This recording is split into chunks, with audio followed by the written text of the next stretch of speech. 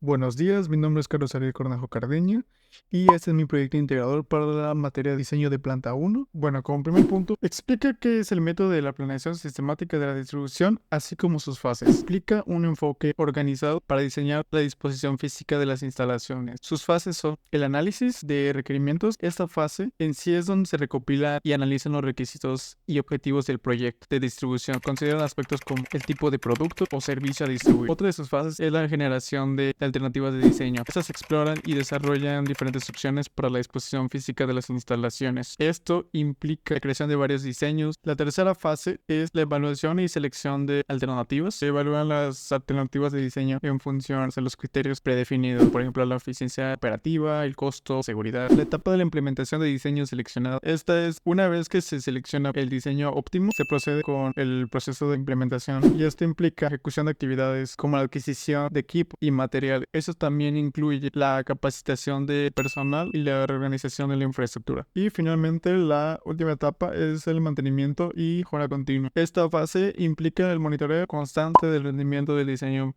implementado dentro de la realización de ajustes según sea necesario. Aquí se pueden implementar mejoras para optimizar aún más la eficiencia y la efectividad de distribución a largo plazo. ¿Cuál es la diferencia entre el diagrama de flujo y del recorrido? El diagrama de flujo representa la secuencia lógica de actividades de algún proceso mostrando la dirección del flujo, y el diagrama de recorrido visualiza más el movimiento físico, por ejemplo, de las personas, materiales o equipos, o por ejemplo un espacio físico. Un ejemplo donde se utiliza el diagrama de flujo es que hay en internet en las recetas de cocina que te dice, no, que preparar ingredientes, mezclar ingredientes, cocinar. Menciona dos situaciones por las cuales se aplica el diagrama de recorrido. Por ejemplo, en una fábrica o más bien en una planta de producción, en sí es para analizar y mejorar la disposición de física dentro de las áreas de trabajo. Equipos o materiales podría ser, puede eliminar, reducir tiempo. Otro ejemplo podría ser el diseño de una ruta de logística, ya sea en un almacén o centro de distribución, para planificar la disposición de estanterías, áreas de almacenamiento, estaciones de carga, estaciones de descarga y rutas de movimiento para el personal. Y esto puede ayudar a minimizar la distancia recorrida y mejorar la eficiencia del proceso de pedidos. ¿Cuáles son los 5 tipos de mermas que existen? Y describe un ejemplo de cada uno. Existe la merma de materia prima, que habla de los desperdicios de material que ocurren dentro del proceso de producción. Por ejemplo, en una fábrica de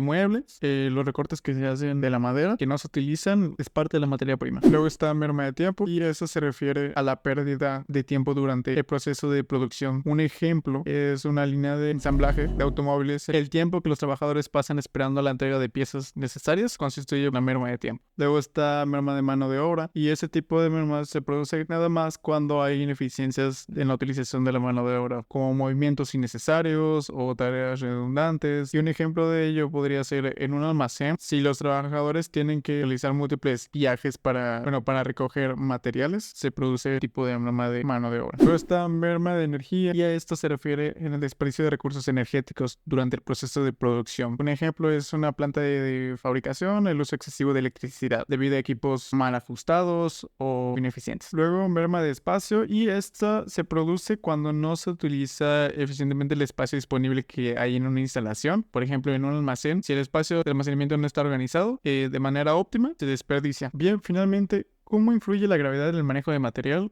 Y es que se facilita más bien por el transporte de sistemas que se pueden tener. Con eso se refiere a la influencia de la selección de equipos de manejo de materiales, como sistemas de bombeo, y que pueden aprovechar la gravedad para transportar materiales desde ubicaciones muy elevadas. O más bien, en resumen, es un factor que se utilizan para mejorar la eficiencia en el transporte, el almacenamiento y la manipulación de materiales.